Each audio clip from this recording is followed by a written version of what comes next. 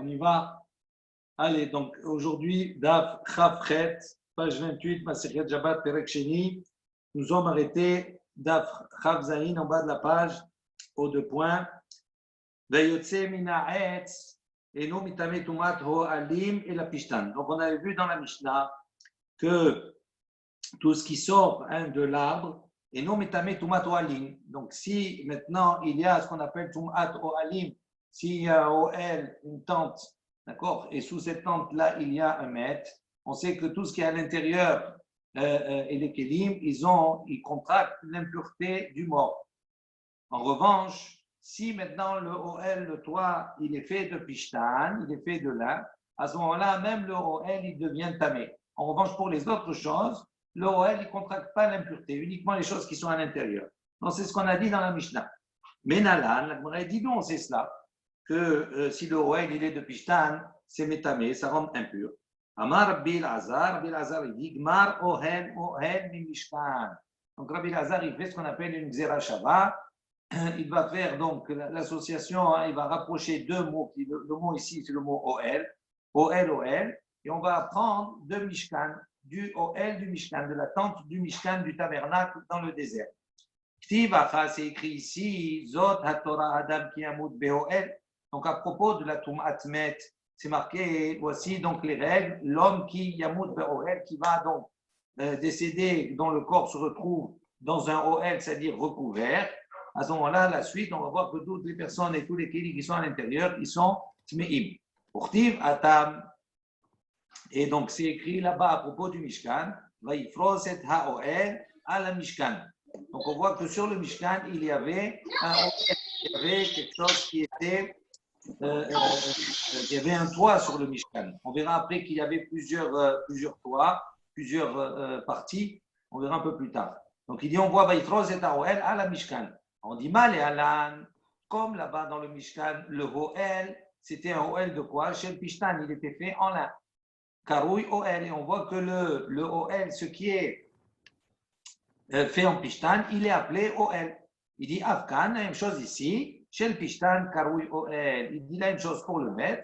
Quand on a dit Zotatora chez Adam qui Yamut ba Hoel, ce Hoel là, c'est le même Hoel, la même matière que le Hoel du Mishkan, c'est-à-dire également en pishtan, c'est-à-dire en laine. Alors, donc, on a fait une Xera Shabbat. Et on pose la question.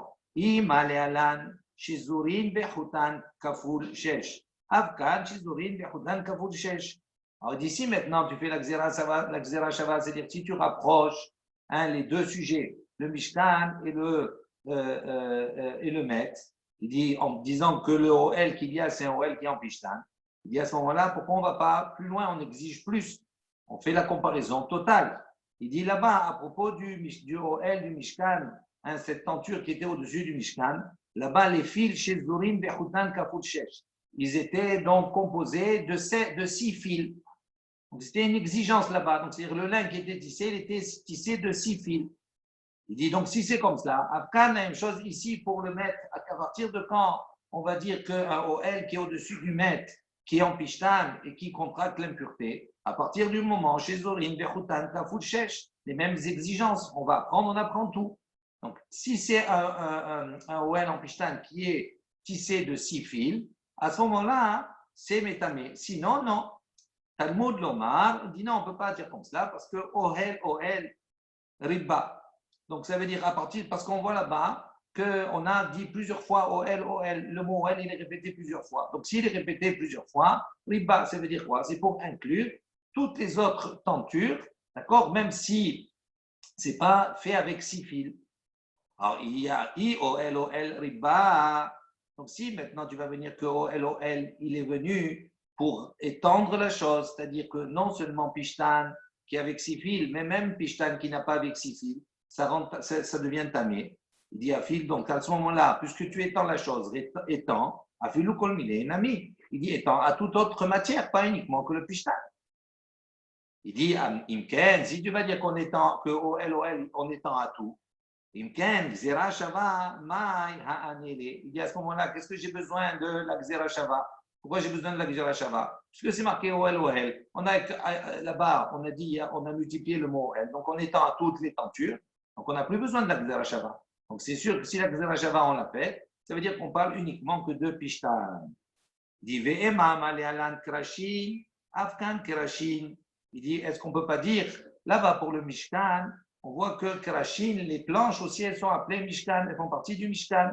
Il dit alors là-bas aussi, puisque là-bas les krashim ils font partie du Mishkan. Afkan krashin, il dit la même chose si le OL pour le mettre, il est composé de planches. Donc la même chose, les planches elles vont devenir impures, pas que le Pishtan.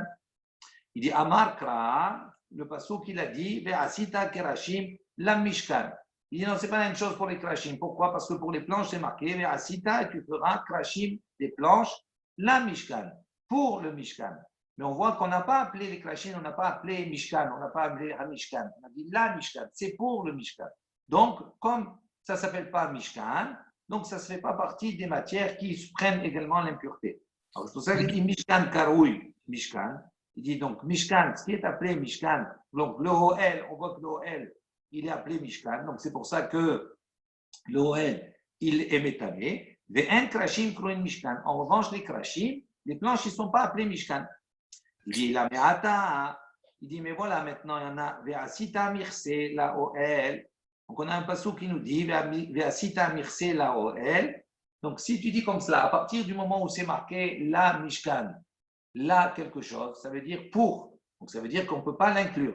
Donc il dit dans le passouk, c'est marqué Ve'asita mirse la OL, la suite Orot Elim Odamim. Donc on parle ici, tu feras mirse la OL, une couverture, d'accord, pour le OL, un Mishkan, pour le Mishkan. Il dit Orot Elim Odamim, avec des pots, d'accord. Il dit Achinami, il dit la même chose ici aussi, mirse lo ikre OL. Donc, ça veut dire que si je traduis comme tu as dit, parce que c'est marqué la Mishkan, donc ça veut dire que les Krashim ne font pas partie du Mishkan. Il dit la même chose, Mirse la OL. C'est pas marqué c'est pas marqué HAOL, la OL. Donc, ça veut dire que la couverture qui est en pot, également, elle ne fait pas partie du OL, donc elle n'est pas appelée OL. Et là, il dit pourtant, voilà. Rabbi El-Azhar, il a posé la question par ailleurs. Il a dit Or behemat mea ma'ou. Il dit la peau d'un animal impur, c'est-à-dire qu'on ne peut pas consommer. Maou, quel est le din? Sheitame ba'oel, be'oel amet. Est-ce que donc il devient impur s'il recouvre un mort? C'est la question qu'il pose. Il dit comment Rabbi El-Azhar peut poser la question? Il dit Ashta or be'ema teora lomitame. On lui répond. Il dit la peau d'un animal pur, lomitame, il ne se rend pas impur. Or be'emat mi'a mibaya. Et la peau d'un animal impur, ça pose un problème. Si déjà la peau d'un animal qui est pur, qu'on peut consommer, il n'est pas métamé, d'accord? Donc, à plus forte raison, une peau d'un animal impur qui ne sera pas métamé. Alors, de ce questionnement de Rabbi El-Azhar, on déduit quoi? On déduit que si Rabbi El-Azhar, il a un questionnement sur la peau d'un animal impur, est-ce que lui, il peut devenir impur? Il peut contracter l'impureté quand il est au-dessus d'un mort.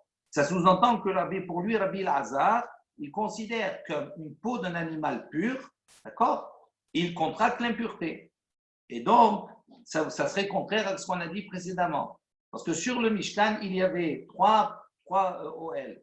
Il y avait un premier OL, premier niveau qui était proche du Mishkan, c'était fait avec du Pishtan. Le deuxième niveau, d'accord, c'était fait avec des poils de chèvre, d'accord, qu'on appelle l'otsa chez Izim. Et le troisième niveau qui est au-dessus, c'était fait avec or, avec de la peau. On va voir, c'est or tachash, il y a une marloquette, etc., d'un animal qu'on appelle tachash. Ou bien or, il dit or elim, la peau de cerf, etc., tout ça. Donc il y avait trois question. Oui. Une question. Comment tu apprends du Mishkan que le OL qui est fait en Pishtan, il a lui-même l'impureté? Tu comprends quoi, c'est une preuve? Non, tu n'apprends pas du OL. Du Mishkan, tu apprends qu'un OL qui est en Pishtan, il s'appelle OL. D'accord? Oui. Et donc, dans la Touma, les autres Torah Adam qui amoud OL, on va voir que ici, le OL, s'il est de Pishtan, à ce moment-là, comme le Pishtan, on l'a vu précédemment, qu'il est Mekabel Touma. D'accord? Comme le Pishtan, il est Mekabel Touma, donc il devient impur lui aussi. Donc il faut le purifier avec Mehatat, avec l'eau qui est mélangée avec la paradouma. D'accord? Ok? Donc là, de la doute, qu'est-ce qu'on fait? On est en train d'essayer de définir que le Pishtan, il a un digne de OL, il est appelé OL. Maintenant, on va plus loin. Est-ce que le OL qui était fait en or, en peau, d'accord, en cuir, est-ce que celui-là aussi, il a un digne de OL ou pas? Ou c'est uniquement que le premier niveau?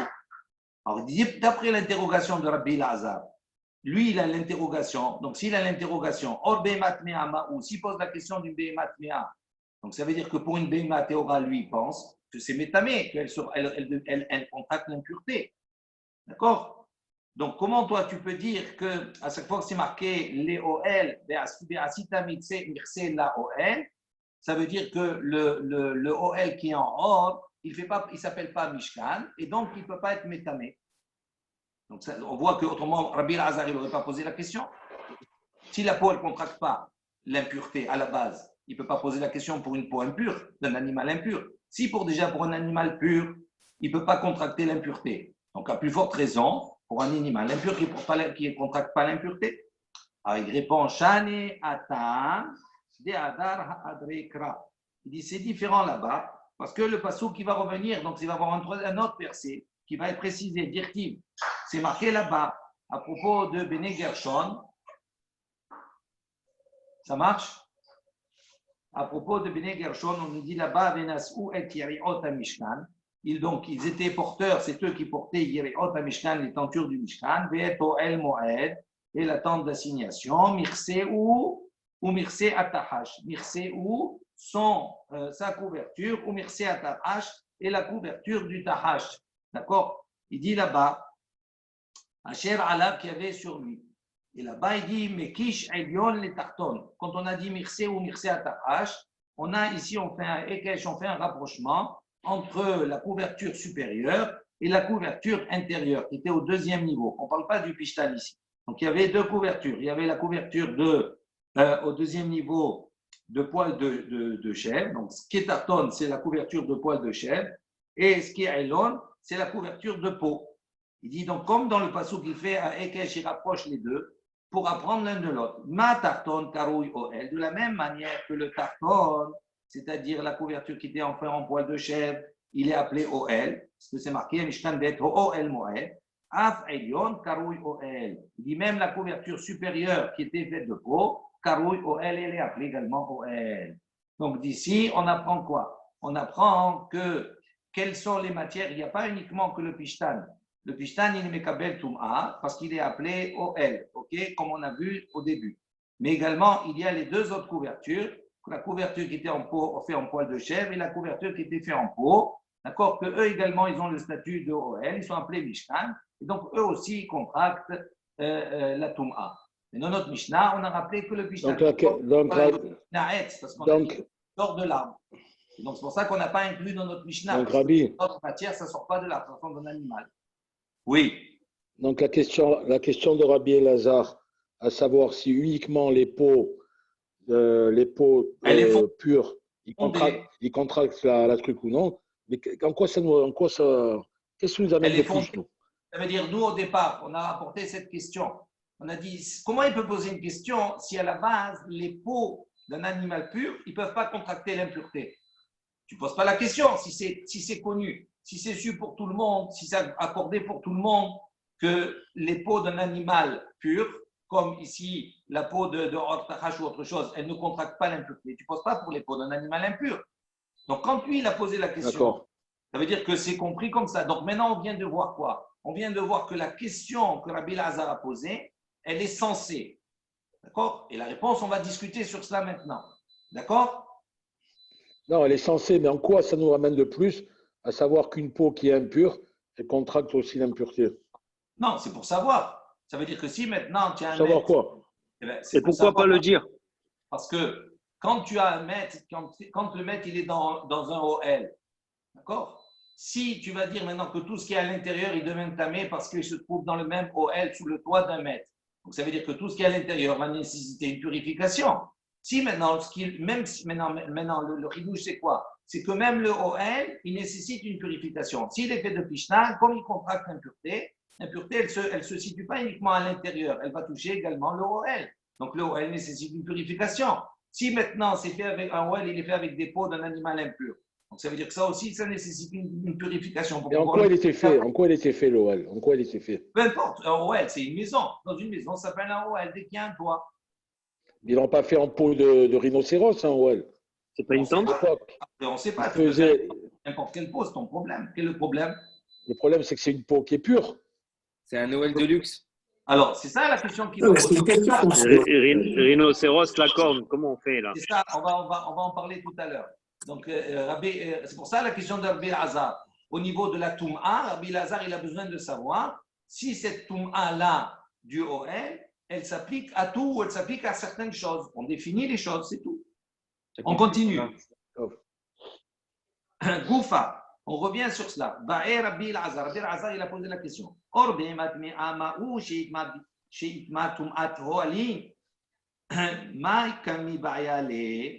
donc il dit, Rabbi Hazar, il a posé la question, la peau d'un animal impur, Ma'ou, il dit, quel est le din? Est-ce que donc il devient impur, il contracte l'impureté en tant que Tum'at ou Ali? Il dit, Maï Kami Ba'yale, il dit, quelle est la question qui se pose ici? Amar Ravada bar Ahava. Ravada bar Ahava a dit, Tahash Yaya Bime Moshe Kami Ba'yale. Donc en vérité, pourquoi il pose la question? Parce qu'il pose la question par rapport à ce Tahash-là. Tahash, c'est un animal qu'on ne peut pas traduire, mais c'est un animal qui est venu, d'accord, spécifiquement pour la construction du Mishkan. D'accord, bénissime, Akadosh Baruch Hu, il a porté un S. Et cet animal, après, il a disparu. Il a été créé par Akadosh Baruch Hu uniquement que pour cela.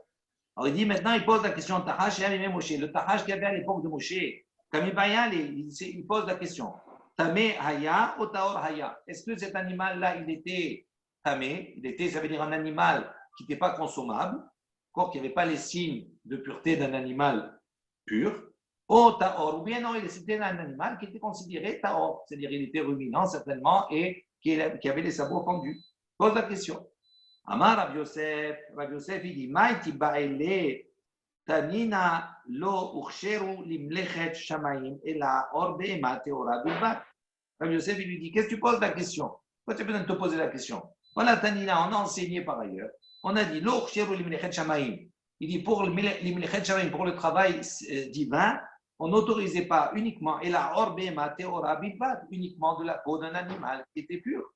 Donc il dit pourquoi tu te poses la question? C'est sûr que le tahash, même si on ne le connaît pas, comme on devait utiliser pour Melechet Shamaïm uniquement de la peau pure, donc c'est sûr que c'était un animal pur. Métiv Rabbi Abba, Rabbi Abba, il va venir, il va objecter. Rabbi Yehuda Omer, Rabbi Yehuda, il dit Shene Mirsaot Hayu. Il y avait là-bas deux Mirsaot, deux couvertures. Echad Shel Orot Elim Meodamim. Donc il y avait une couverture qui était faite de peau de Elim Meodamim, c'est-à-dire de Elim, de Haïl, de bélier, Meodamim qui était teint en rouge. Vechad Shel Orot Tehashim. Il y avait de la peau de Orot Tehashim, de Tahash. Et là, il y a une discussion. Rabbi Nehemia Omer, donc selon Rabbi Yehuda, il y avait sur la tenture, il y avait les deux peaux. Et les deux peaux, elles étaient une à côté de l'autre, c'est-à-dire collées l'une à l'autre. Donc il y avait, comme si on avait fait un tapis, qui avait les deux parties. Une partie qui avait de la peau de bélier et une partie qui avait de la peau de tahash. Ça, c'est l'opinion de Rabbi Yehuda. Tandis que Rabbi Nehemia Omer, Rabbi Nehemia, il dit non, Mirse Echad Aya. Donc il y avait en vérité quatre Ohalim. Il y avait le Ohel Pishtan, le Ohel de poil de chèvre. Après, d'après Rabbi Yirmiyah, il y avait le Ohel de peau, de peau de chèvre, de haïl, de bélier. Et au-dessus, il y avait Or Tahash. Il y avait encore une peau qui était la peau du Tahash. Donc pour lui, il y avait 4 étages. C'est pas Rabbi Nehemia, Elles sont collées, ces peaux-là. Attends, Rabbi Nehemia, il dit pas que c'est. Je crois que Rabbi Nehemia, il dit que c'était un Mirse Chadaya. C'était un mélange de peau de Elim et de Tahashim, non? Non, oui, c'est une peau divisée en deux. Rabbi Yehuda Omer, une peau divisée en deux. C'est ça. Rabbi Yehuda, il dit qu'il y avait deux séparés. Echad shel orot elim meodamim ve'echad shel orot techashim. Nachon. Et Rabbi Nehemia, lui, dit l'inverse. Il dit Mirse Echad Aya. C'était un Mirse, une couverture qui était divisée en deux. Vedomé kemin tala ilan. Et ça ressemblait à tala ilan, c'est-à-dire un animal qu'on appelle tala, qui est dans les arbres là-bas. Cet animal-là, Rachid dit tara ilan haya. C'est un animal sauvage, mais impur. Il était comme ça, il y avait beaucoup de couleurs qui le composaient dans sa peau. Il ressemblait à un khatoul. Voilà, ça, je ne sais pas à quoi ça ressemblait. C'était comme ça, donc ça montait les. Adomé les khatoul. C'est quoi le khatoul? Un chat. Un chat. D'accord. On continue. Vea tala ilan tamé, où il dit comment c'est possible que ça ressemble tala ilan, mais le tala ilan, c'est tamé ou c'est un animal qui est impur. Donc comment on dit c'est possible? Il dit Rika markemin tala ilan ou sheesh bo gvanim arbe velo tala ilan. Il dit non. Quand on dit là-bas, il dit cette peau de tahash elle ressemblait qui tala ilan comme un tala ilan, mais c'est pas un tala ilan. Donc ça veut dire que c'est pas un animal impur. Des ilou atan tamé. Et si tu vas dire maintenant là-bas, donc c'est tamé, ici taor. Amar Rabbi Yosef, yachi aïnou. Donc tu ne peux pas dire comme ça qu'on a un taor et un tamé, c'est pas possible. Donc ça veut dire qu'on parle uniquement de taor. Et Rabbi Yosef, il a dit yachi aïnou, mais des métargumines. Rabbi Yosef, il comprend maintenant le targum de Onkelos. Comment il traduit tahash? Il dit sasgona. C'est le targum tahash. Qu'est-ce que ça veut dire sasgona? Chez Sas, Bigvanim Arbe. Il se réjouit là-bas, il est fier d'avoir plusieurs couleurs. Ok. Rava Amar, Orbe Matmea, Demitma Behoel Hamet. Meacha. Donc Rava il dit non, un animal, la peau d'un animal impur, d'accord, il est métamé, il devient impur en tant que Oel. Behoel Hamet, quand il y a un Oel pour le mort. Meacha, il dit on apprend que ça contracte l'impureté. Mais à d'ici, Détania, il y a une baraita qui dit Or, O, Beor, Riba, Or, Behemat, Meha. Donc il dit là-bas, c'est marqué Or, O, Beor, il dit là-bas, Rashi, Gabé, Negaim. À propos de la lèpre, des plaies de la lèpre, là-bas, c'est marqué Or. S'il y avait marqué Or, ok. C'est marqué là-bas O, Beor. Ce Beor en plus, il dit Riba, il est venu rajouter Or, Behemat, Meha. La peau d'un animal qui est impur. Et qui est donné entre les mains du Kohen pour vérifier. Et comment Rachid dit Gabé Negaim Tiv, O Beor, Beava Matzil Michtav, O Or. On se serait contenté dans le passouk d'écrit O Or, ou la peau. Il dit alors là-bas on a marqué O Beor. Pourquoi ce B en plus? Il dit il est rabot pour ajouter également la peau d'un animal qui est impur. Pose la question. ça veut dire techniquement là. Techniquement, ça veut dire que tu fais la dracha sur ce bête qui est en plus. Béor. Non, pas ça. Non, c'est pas ça. Non, c'est pas ça. J'ai pas compris techniquement. Ça veut dire quoi? Une peau qui est impure. Ça veut dire que tu la touches, tu deviens impur. Ça veut dire quoi? Ça veut dire que pour les négaïm, les négaïm, ils touchent non seulement l'homme, mais également les habits et également les murs des maisons, etc. D'accord? Et alors, ça veut dire? Non, on parle, il peut également, tu peux sur la peau, d'accord, voir ce néga-là qui vient, qui apparaît. Et donc, le Kohen qui prend cela pour vérifier si c'est une tâche de négaïm qui rend tamé l'objet. C'est ça que ça veut dire, d'accord? D'accord. Maintenant, il pose le problème, il dit Katsat Mikulan. Ve'asa ahat mehen minayin Talmud lomar o bechol melechet or. Il dit maintenant s'il a fait un tissu, d'accord, mikulan, qui est un tissu composé. Ve'asa ahat mehen. Donc il en a fait un seul tissu. Rachid dit mikol ha'amorim bepasuk ve'hideran yachad. Il dit tous là-bas, tout ce qui est marqué dans le pasuk, il en a fait un seul tissu. Il dit donc quel est le deal? Minayin, Talmud Omar, il dit, voilà, il est marqué, O Bechol, Melechet Or. Il dit, donc, ce n'est pas uniquement que la peau seule qui peut contracter l'impureté. Il dit, mais Kol Melechet Or. C'est tout ce qui fait, tout, si on a fait un travail sur la peau, c'est-à-dire on a constitué tout, à ce moment-là, c'est Mekabel également Touma. Alors, il dit, non, Vikal et Mifrach. Donc, nous, on veut apprendre de quoi? On veut apprendre de Negaim, ok? On apprend de Negaim de ce Beor qui, en plus, on veut dire que cela s'étend également à toutes les autres peaux. Alors, il dit, on va poser maintenant un certain nombre de conditions. Il dit, de questions. Il dit, non, mais pourtant, on peut poser la question. Il dit, il dit,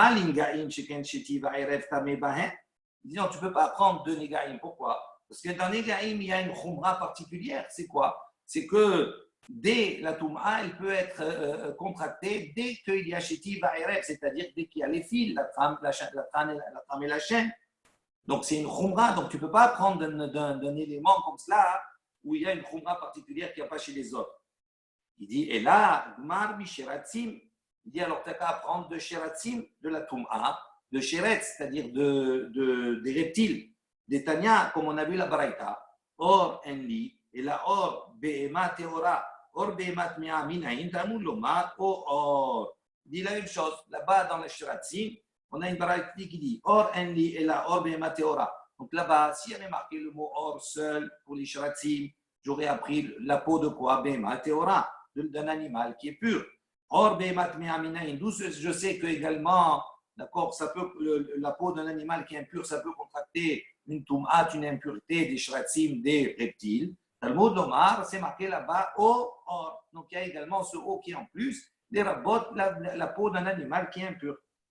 Alors il dit non, tu ne peux pas dire comme cela, parce que voilà, on peut objecter et dire à la question suivante, Ma di shratzim, sheken metameim becha adasha. Il dit non, les shratzim, en vérité, il y a une khumra particulière pour les reptiles. C'est que leur toum'a, elle est à partir du moment où il y a adasha, comme on a vu précédemment, où il y a ici la grosseur d'une lentille. Donc on ne peut pas prendre de shratzim non plus parce qu'il y a une khumra particulière.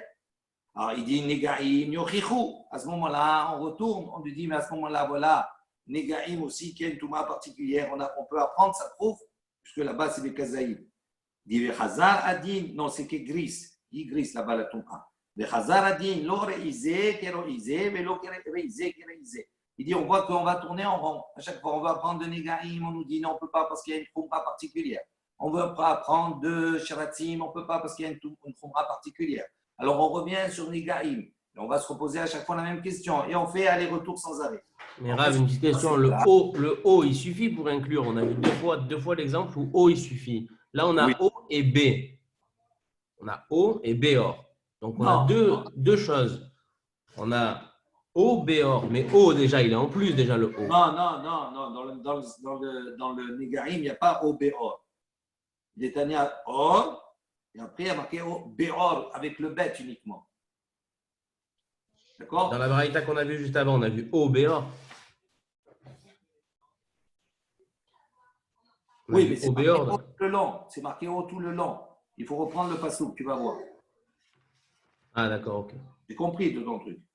Ok? Alors il dit maintenant, comme on ne peut pas apprendre l'un de l'autre et on se renvoie la balle à chaque fois, on tourne en rond. Il dit pour pouvoir associer tout cela, qu'est-ce qu'on fait, comme on l'a déjà vu précédemment? Il dit à ce moment-là, on va regarder quel est le dénominateur commun, quel est le point commun entre Negaim, entre Shratzim, d'accord, et entre notre sujet à nous. C'est Or, il dit chez Or Tamé, Bahen, Ve'asa, Or Behemat Mi'a, Or Behemat Tehora. Afani, Evi Oel Hamet, chez Or Tamé Bo, Venase, Bo Or Behemat Mi'a, Or Behemat Tehora. Il dit comme cela. Donc, quel est le tzad achavé chez Bahen? Il dit quel est le point commun? Il dit chez Or Tamé Bahen. Il dit que la peau tamé d'un animal impur, c'est ça le point commun. Donc il fait la peau d'un animal qui est impur, qui est comme la peau d'un animal pur. C'est-à-dire de la même manière qu'un animal pur, il reçoit la touma. Donc également la peau d'un animal impur reçoit la touma.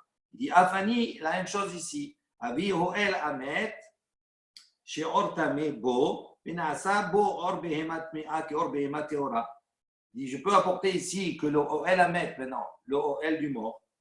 Chez Or Tamé Bo, que la peau donc qui est Tamé Bo, qui est impure, Menasa Bo Or Behemat Mea, qui Or Behemat Teora. On fait la même chose. De la même manière qu'on a l'exigence sur une peau d'un animal pur, on va avoir également l'exigence sur la peau d'un animal impur. Et donc, pour le cas du Hoel Amet, on va rendre impure la peau d'un animal impur. Donc, ça serait la réponse. Amale Rava, mi barnish le Ravashi. Donc, Rava, mi barnish a dit Ravashi. Non, il calme il frappe. Il dit on peut objecter, on peut s'opposer, répondre, il poser la question suivante.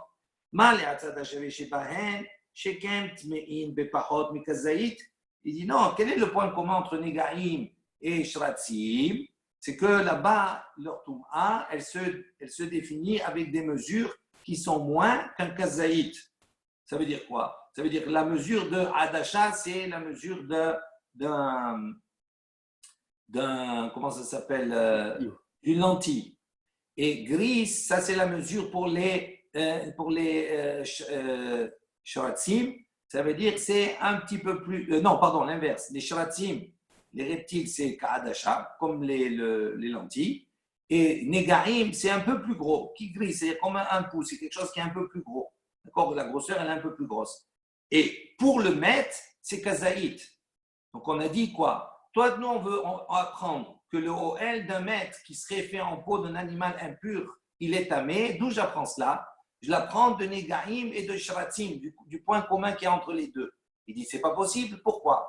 Parce que Negaim et Shratim, leur dénominateur commun, leur point commun, c'est une khumra par rapport au mètre. Parce que eux, ils ont la khumra de quoi? Qu'ils rendent tamé avec une petite mesure qui est moins que kazaït. Donc il dit, on ne peut pas apprendre, toujours le même principe. Je ne peux pas apprendre de quelque chose qui est plus hamour. Donc ça, la question qu'il dit. Il dit, quel est leur point commun? Ce n'est pas que la peau d'un animal impur, elle devient impure. Il dit non, le point commun, c'est que les deux, ils sont tmeim avec moins qu'un kazaït. Tomar, bemet, she'eno metame, et la bekazaït. Il dit, alors, tu vas dire donc que le maître, lui, il n'est pas métamé, et la bekazaït uniquement, avec un kazaït. Donc, si on dit d'accord, donc on voit qu'ici que quoi? On ne peut pas apprendre parce qu'il y a une khumra particulière dans les deux autres qu'il n'y a pas dans le maître. Et donc, on n'a pas répondu encore à la question.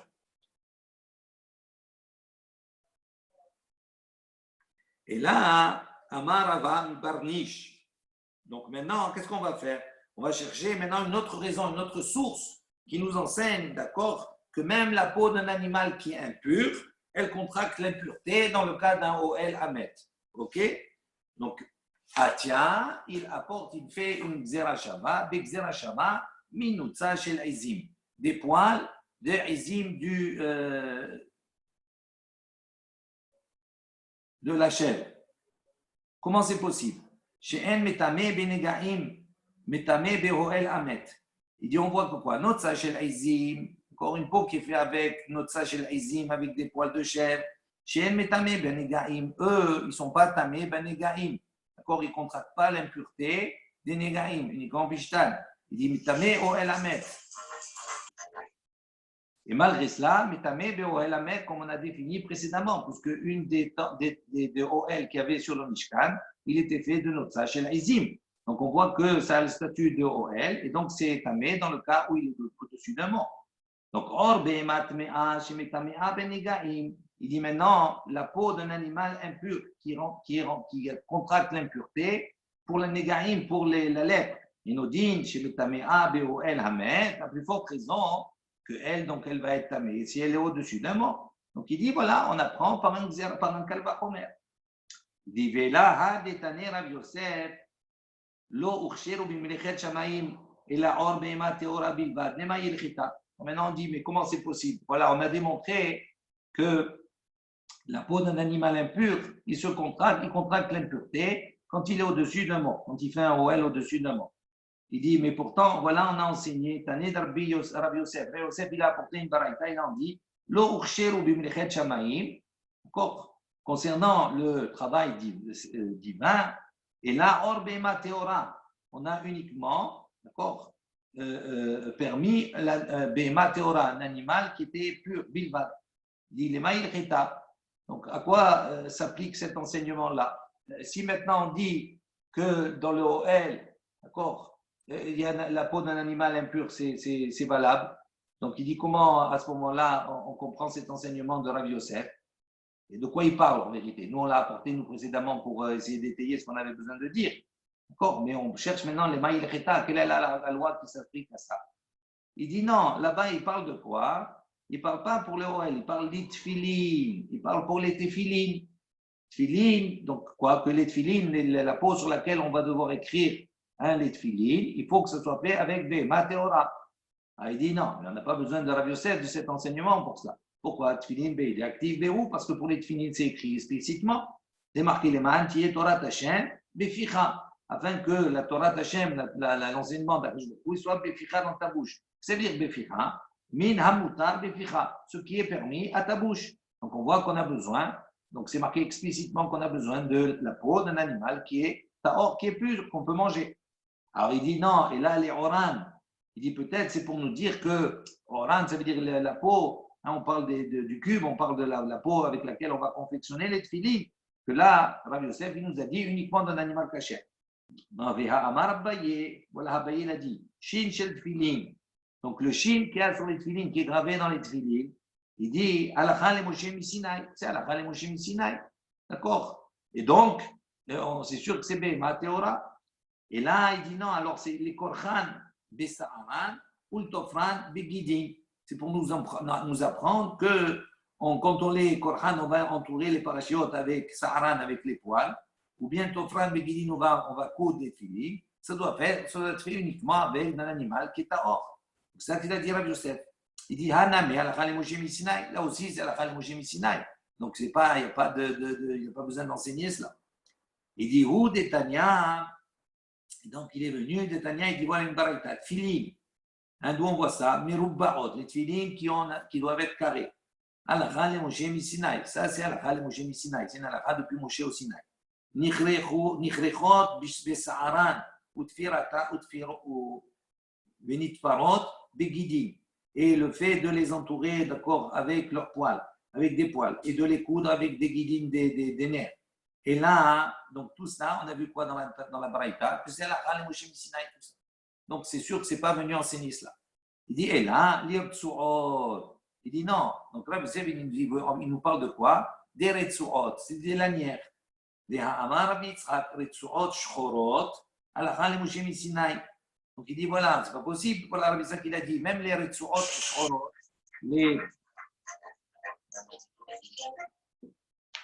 les lanières qui sont noires, c'est à la Khalem Moshe Misinaï aussi. Alors il dit Nehi digmire shchorot, teorot migmire. Donc il dit ok, de cela on apprend quoi? Qu'est-ce qu'il y a à la Khalem Moshe Misinaï? Les retsuot doivent être noirs. On apprend la couleur. Il dit teorot maintenant, est-ce que les retsuot qui soient d'un animal pur, est-ce que c'est à la Khalem Moshe Misinaï? Il dit non, teorot migmire, on n'apprend pas de là-bas. Donc, quand Rabbi Yosef il a dit on parle là-bas ici des retsuot. On continue. Maï avait Allah des tachash yabime Moshe. Donc il dit maintenant, qu'est-ce qu'on voit?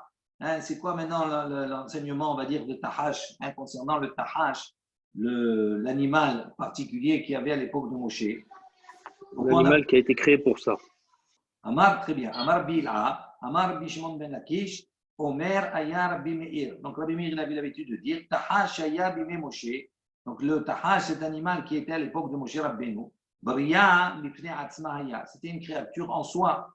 Il n'avait pas de. Il était créé pour cela.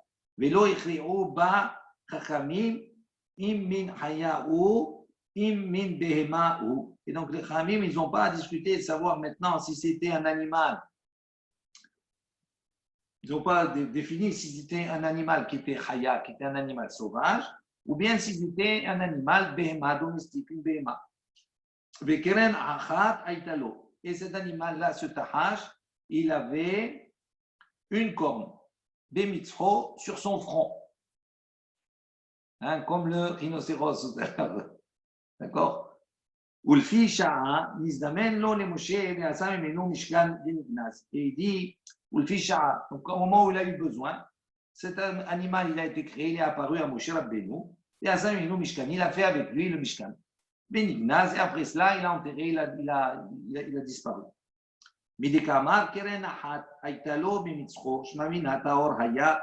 Donc il dit, puisque, on dit keren achat, aitalo bemitzcho, il avait une corne sur son front, il dit, on déduit de là que quoi? Taor haya, c'était un animal qui était pur. D'où je déduis que c'était un animal taor qu'on pouvait consommer. Et Rabbi Yehuda, il a enseigné, il a dit, Shor, chez écrit Adam Arishon, le taureau que Adam Arishon, il a apporté en korban, keren achat, aitalo bemitzcho. Il avait donc une seule corne, qui était sur son front. Shneimar, comme c'est marqué dans le passou, dans Télim, c'est Vetitav la chaîne, Ishor par Makri, Mafris. Donc il dit là-bas, donc Vetitav la chaîne, quelque chose qui était agréable pour Akadosh Baruch Hu. Mishor, qu'un taureau par, d'accord, Makri, ça vient de Keren, c'est-à-dire il avait des grands corps, Mafris, et également il avait des grands sabots, des sabots puissants. Alors il dit, ça va makrin. Alors il dit, comment tu apprends de ce passou? Makrin, tarte, mashma. Puisque c'est marqué makrin. Donc on entend qu'il y avait deux cornes. Comment toi tu dis que l'animal le short que Adam Rishon il a apporté en corban, il avait une corne sur son front. La makrin, marqué plusieurs. Il y a Maram Nahman Baritzrak, il a dit non, makrin, c'est mikeren. Parce que là-bas dans le texte, makrin il est écrit Yud, il n'y a pas de Yud. Donc c'est comme si on lit mikeren. Donc ça veut dire qu'il y avait une seule corne. C'est écrit comme ça. Vilipshot mine, des min behema ou. Et on déduit de là-bas que c'était min behema, que c'était un animal, d'accord, une behema. Parce que là-bas, on a dit Shor, il a porté en corban. Il dit non, Kivan, donc on voit un exemple. On n'a pas vu d'autres exemples. Il dit non, Kivan di ka keresh de min hayahu, velet le ela hada keren, ikalemimar min hayahu. Il dit non, il n'y a pas une preuve là-bas que le tahash, parce qu'il a une seule corne, que c'est une behema. Il dit non, voilà, il y a keresh. Keresh, c'est aussi un animal. Je ne sais pas ce que c'est comme animal. Demin hayahu, c'est un animal sauvage. Il a uniquement une seule corne. Donc, on peut dire d'ici, min hayahu, que c'est un animal qui est un animal sauvage. Donc, ici, on termine sur quoi? Que ce tahash-là, on a appris beaucoup de choses, mais l'interrogation de savoir s'il était un animal, si c'était un chaya, c'était un animal sauvage, un animal, on va dire, plus domestique, d'accord, une béhéma, ça, on n'a pas pu répondre. On ne sait pas s'il est cachère ou pas. Non, tahor, c'est sûr. Tahor, c'est sûr. Ah, cachère, Oui, il dit. Ah, donc il est cachère, alors il est pur. Mais non, il n'est pas cachère. Il n'est pas cachère. On n'a pas dit qu'il est cachère. Il est tahor. Tahor, c'est cachère. Tahor, c'est Rien à cachère. voir. Tahor, ça n'a rien à voir. c'est un animal que l'on peut consommer. Ah ben voilà, Harry, si tu veux. Alors, le rhinocéros, Un rhinocéros. le Voilà, la tente rhinocéros. en forme de rhinocéros. Oui, c'est hyper bon. Tu ne peux pas le consommer parce que tu ne peux pas l'apporter en corban. D'accord, on a porté en corban. Là, Marie-Jeanne, il a porté en corban. La licorne. La licorne, c'est cachère, alors. À la plancha. Licorne. L'antilope aussi. C'est la licorne. Bon, on continue. Mishnah. Allez. Si là, tu as Pela, Vilo, Ibhaba. Rabbi Eliezer, Omer, Tenahi, Men Madlikimba. Rabbi Akiva, Omer, Teorahi, ou Madlikimba. Donc, on connaît cette Mishnah. Ptila, Tabbeged. Donc, si on a pris maintenant chez Kipela, on a pris un habit, d'accord, qu'on a chez Kipela, c'est-à-dire qu'on a plié, d'accord, on l'a plié cet habit, c'est un petit habit, on l'a plié. Et on a fait avec ça, Ptila, on a fait avec ça une mèche pour allumer. Velo Ibhava, c'est-à-dire on n'a pas maintenant, d'accord, on l'a pas allumé. Et on va voir toute la discussion que l'habit, il a un statut de Keli, c'est-à-dire c'est comme un ustensile. D'accord, un ustensile, il perd son statut d'ustensile à partir du moment où on le détruit. Donc, si on coupe cet habit, à ce moment-là, il perd son statut.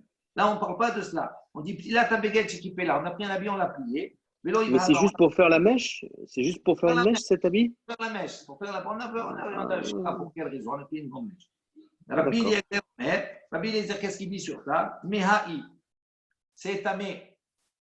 D'accord? Pourquoi? Parce que ça peut contracter la touma. Pourquoi? Parce que ça a toujours le statut de Keli, puisqu'on l'a que plié. Ven Madlikinba, on ne peut pas allumer avec. On va voir pourquoi. Rabbi Akiva Omer, Rabbi Akiva, il dit, c'est Ora'i. Non, c'est Tahor, c'est pur. Ou Madlikinba, on peut allumer avec. Mara. Bishlama le'inyan tum'a beha pligé de Rabbi Eliezer, savar kipur enomo'il, ou bemilte kamiyata kaima. De Rabbi Akiva, savar kapi kipul mo'il. Donc, la Gemara dit, on comprend bien à propos de la discussion concernant la Toum'a, de cet objet, de cet habit-là. Pourquoi? Ils sont effectivement machloket. Pourquoi? Rabbi Eliezer, ça va parce que Rabbi Eliezer, il pense qu'il poule le fait de plier et non mo'il, c'est-à-dire ça ne détruit pas, d'accord? Ça n'enlève pas la nature de l'objet. C'est toujours considéré comme un habit. Pas parce que je l'ai plié qu'il a perdu son statut. Et donc, puisque même si je l'ai plié, ou bémilte kamiyata kaima, donc il garde son premier statut. Statut, c'est quoi un habit? Donc, ça garde le statut de l'habit. Et donc, comme il garde toujours l'habit, il a toujours le statut de l'habit, comme c'est un keli, il peut contracter l'impureté. Donc, même si je le plie, je ne vais pas enlever son statut. S'il est tamé, il est tamé. Mais Rabbi Akiva, ça va, Rabbi Akiva, il pense qu'il poule mo'il. Il dit non. Plier, c'est valable. C'est-à-dire, dès que je plie, pour Rabbi Akiva, il perd son statut d'habit. son statut de Kéli. Ou Batoulé, Batil. Et à ce moment-là, s'il était tamé, cet habit, il devient Tahor. Puisqu'on sait qu'un Kéli qui est tamé, si je le brise, je lui enlève son statut de Kéli, à ce moment-là, les morceaux, ils sont torim, ils sont purs. J'ai enlevé la touma de l'objet. Donc ça, pour la si je recolle le Kéli à ce moment-là, s'il a été cassé et qu'on le recolle. On verra après ça. Si on reconstitue. D'accord, j'imagine. Donc ici, on voit au propos de l'Inyan Touma, on comprend la marque locale. Il dit, et là, l'Inyan Hadlakat, il dit maintenant à propos de l'allumage. Bema il pligue. En quoi ils sont en discussion tous les deux? Amar bil Azar, Amar Rabbi Oshaya, Vichen Amar Avada Bar Ha'ava.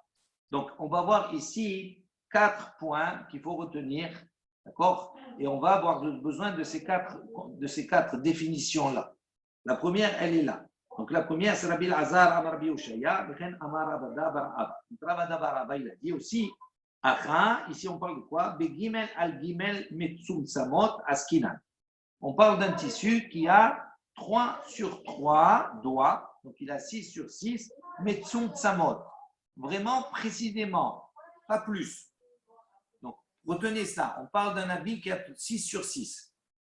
On parle également dans le cas où Biyom Tov Shechal Yot Erev Shabbat Askinan. On parle dans un cas où où Yom Tov, il est tombé la veille de Shabbat.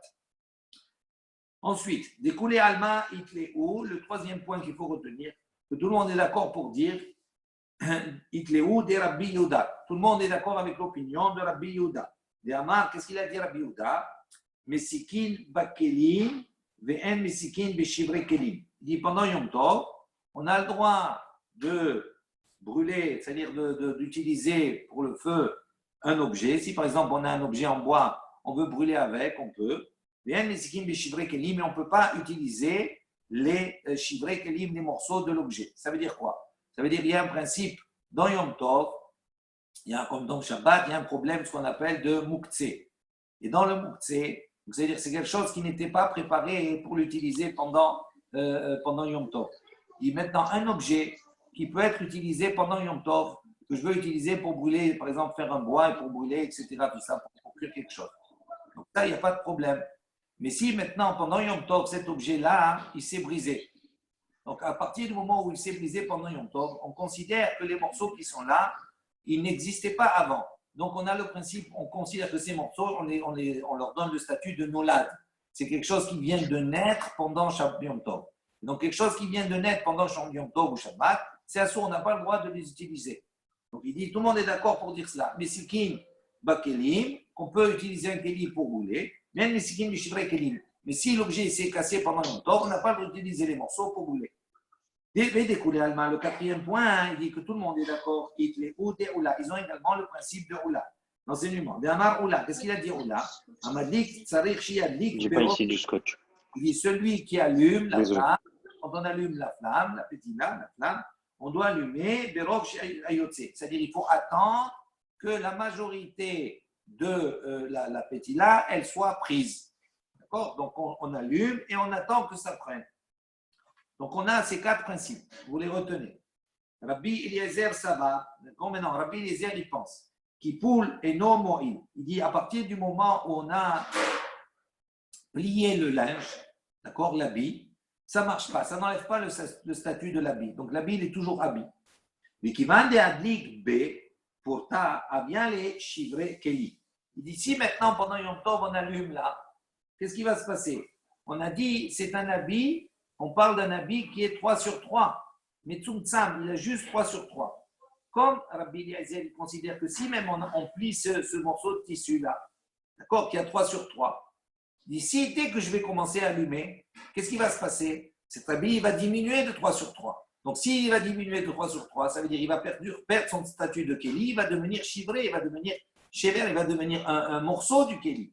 Et donc, là, qu'est-ce qui se passe? C'est comme si maintenant, puisque je dois attendre longtemps, d'accord, pour que ça prenne. Donc, ça veut dire que pendant Yom Tov, je suis en train de faire brûler chivré Kéli, les morceaux d'un Kéli. Et donc, ça, c'est assaut pendant Yom Tov. Vous comprenez pourquoi? On utilise toutes les données. Très important.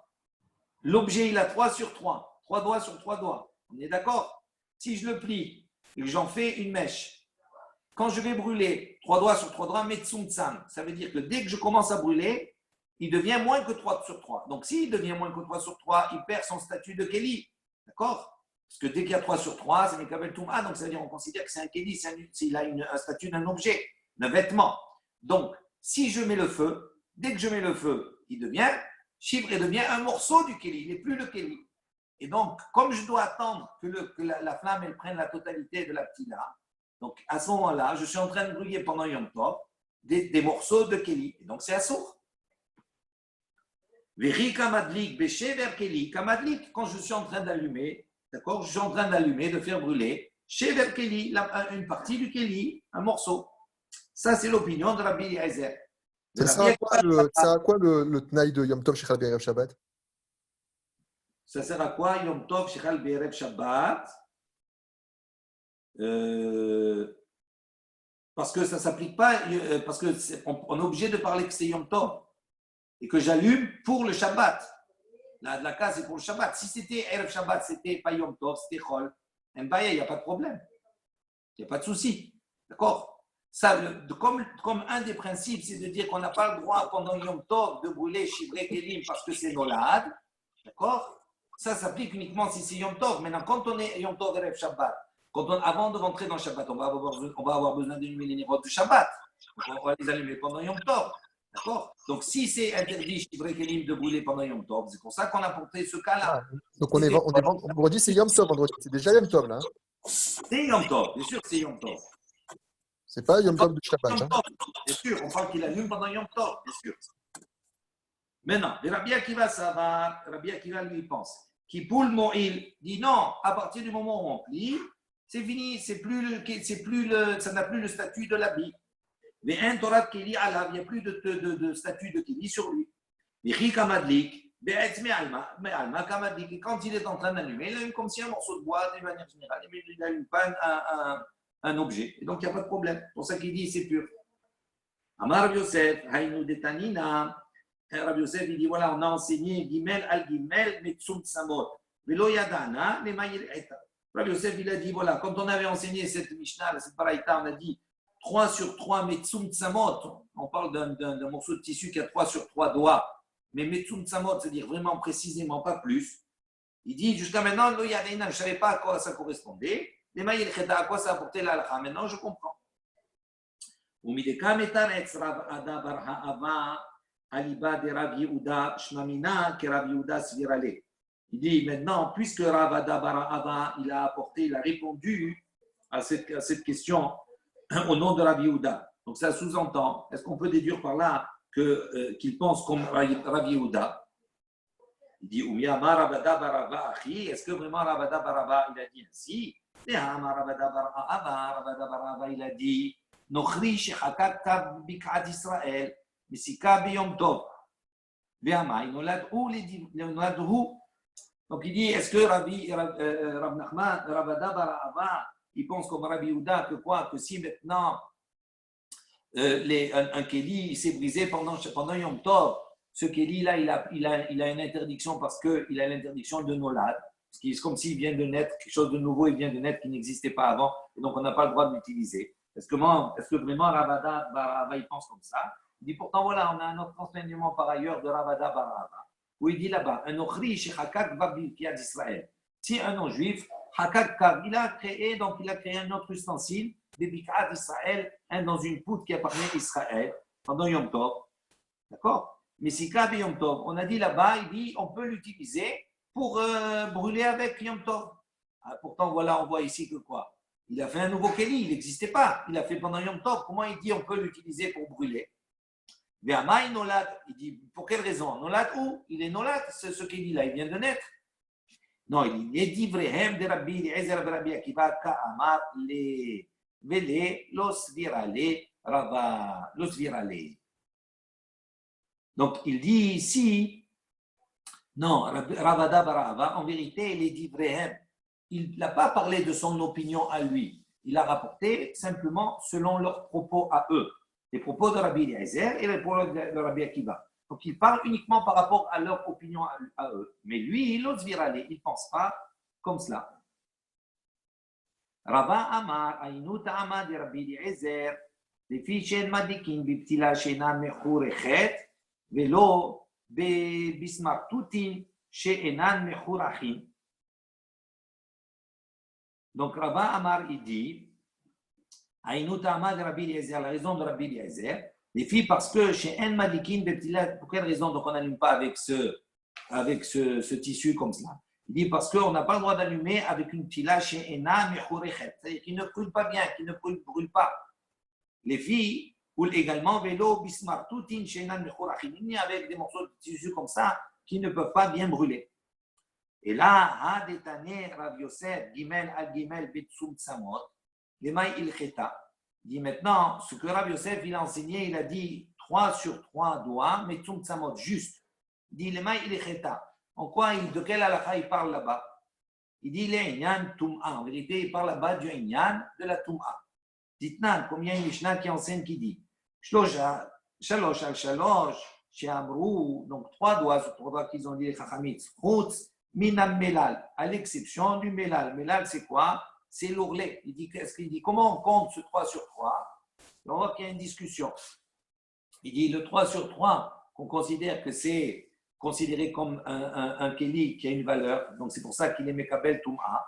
Quand on a parlé du Pishtan, par exemple, okay? On a dit 3 sur 3. Comment on calcule? Il dit Chutz Minam Melal. On le calcule 3 sur 3, sans compter le Melal, c'est-à-dire l'ourlet qui va venir. D'accord? Divrei Rabbi Shimon. Rabbi Shimon, il dit comme cela. Donc, c'est-à-dire qu'il y a 3 sur 3 à part le Melal. Ça veut dire qu'il y a plus que 3 sur 3 en vérité. Chachamim omrim, et Chachamim ils disent non. Gimel al Gimel, Mechavenot. Donc, les Chachamim ils disent non, 3 sur 3, Mechavenot. Il dit donc, c'est ça qu'on est en train de parler là-bas. Mechavenot, c'est-à-dire Metsum Tsamot, c'est-à-dire vraiment 3 sur 3 sans compte. Même si tu comptes le Melal, c'est-à-dire le lourlet, ça fait 3 sur 3. Donc, on a 3 sur 3 juste. OK? Voilà, on va s'arrêter. Ça veut dire que Rabbi Eliezer, si c'est un habit qui fait plus que 3 sur 3, il pourrait allumer avec. Si c'est un habit qui fait plus que 3 sur 3, non, dans le cas qu'on a vu dans notre Mishnah, non. Et oui, parce qu'il reste Kéli s'il est plus, il ne devient pas Chevre Kélim.